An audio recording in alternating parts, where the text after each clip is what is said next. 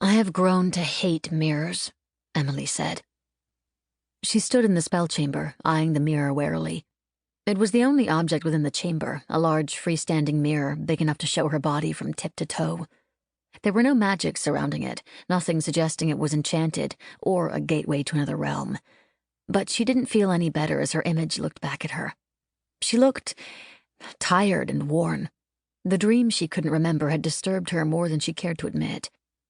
She rubbed her eyes, feeling them narrow as she studied her reflection. Was her hair a little darker? Were her eyes a little harder? Her bearing a little straighter? 11 months of apprenticeship, 11 months of everything from magic study to tests that were disguised missions, had changed her in ways she was only beginning to appreciate. Void was a good teacher. He knew things she'd never even known existed. And yet she was slowly starting to realize he also had his own agenda. The mission she'd carried out on his behalf had served a greater purpose. She just wished she knew what it was. Forget it for the moment, she thought. Right now you need to stay focused. She studied her reflections thoughtfully. She hadn't changed that much, had she? It was hard to be sure. Void had kept her hopping, practicing magic daily. She'd grown used to being his student, and yet... She rested her hands on her hips, studying herself in the mirror. The black apprentice robe was strikingly simplistic, nothing more than a shapeless black dress. Void had given her very clear orders not to wear anything else, even hairpins or the snake bracelet.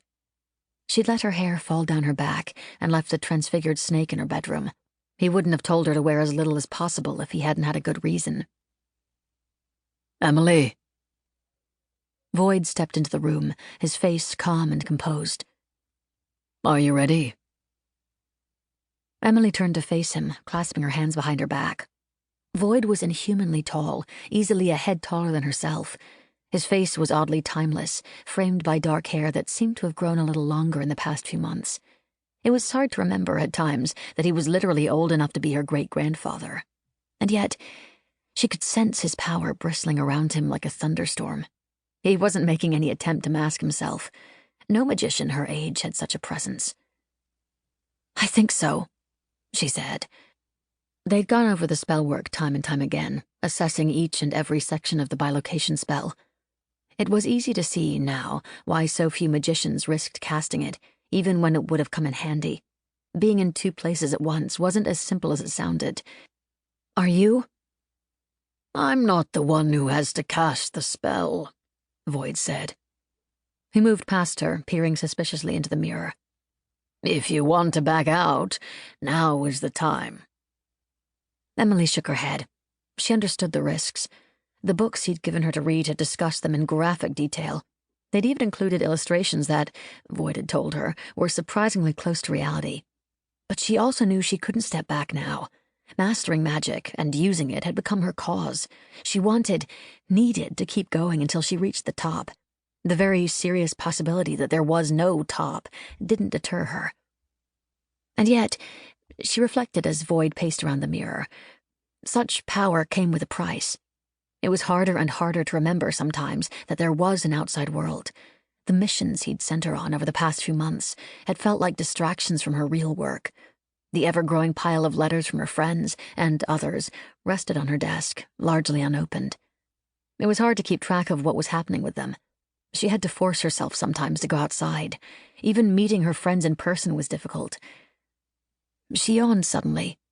The dreams she couldn't remember haunted the back of her mind, tormenting her. She'd wondered if they were ascending, a subtle attack from one of her enemies, but it was hard to imagine a spell that could reach through the wards.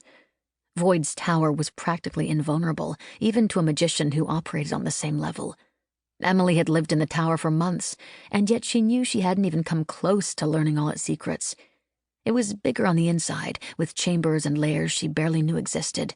She wondered at times what might be within the structure that she didn't even imagine existed.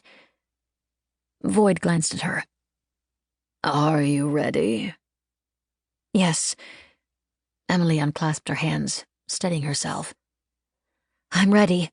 To keep listening to this audiobook, I've left you a link in the description so you can do it, at no cost thanks to Audible's 30-day free trial.